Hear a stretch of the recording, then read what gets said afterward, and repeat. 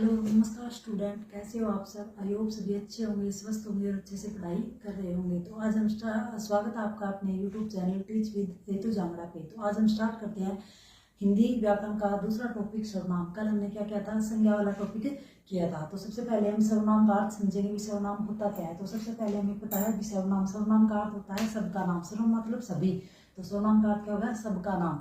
सर्वनाम की परिभाषा क्या करेंगे, संज्ञा के स्थान पर प्रयोग होने वाले शब्दों को क्या कहते हैं, सर्वनाम कहते हैं। संज्ञा के स्थान पर प्रयोग होने वाले शब्दों को क्या कहते हैं, सर्वनाम कहते हैं। अब संज्ञा के स्थान पे कैसे, संज्ञा आपको पता है कि क्या होता है, किसी का भी कोई भी नेमिंग जो वर्ड होते हैं वो क्या होते हैं, संज्ञा होती है। अब संज्ञा जैसे मैंने ये बोल दिया राम खेलता है, जैसे मैंने ये बोल दिया ना राम खेलता है, राम क्या करता है, राम खेलता है, वह पढ़ता है, वह पढ़ता है।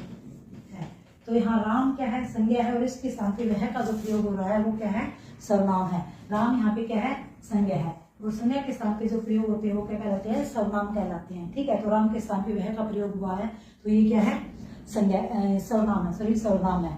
ठीक है, तो सर्वनाम क्या होते हैं, संज्ञा के स्थान पर प्रयोग होने वाले शब्दों को क्या कहते हैं, सर्वनाम कहते हैं। और सर्वनाम अगर आपसे पूछे मूल रूप से कितने होते हैं, तो मूल रूप से सर्वनाम कितने होते हैं, 11 होते हैं। मूल रूप से अगर सर्वनाम पूछे तो कितने होते हैं, 11 होते हैं। इनमें से 11 कौन कौन से होते हैं, जैसे मैं तुम, दो दो करके याद रखोगे आप। जैसे सबसे पहले मैं हो गया, मैं तू हो गया, पुरुषवाचक सर्वनाम में आ गया, हम इसकी भेद पड़ेगा ना तब सही से समझ में आ जाएगा आपको। ठीक है, तो मैं और तुम, फिर यह और वह, जो और सो, तो कौन, क्या और कोई, क्या, कौन और कोई, ये तीन हो गए, कुछ और आप, ये क्या है, 11 होते हैं। तो मूल रूप से सर्वनाम कितने होते हैं, 11 होते हैं। फिर हम सर्वनाम के भेद, सर्वनाम के भेद अगर आपसे पूछे तो कितने होते हैं, 6 होते हैं। सर्वनाम के भेद अगर आपसे पूछे तो कितने होते हैं, 6 होते हैं।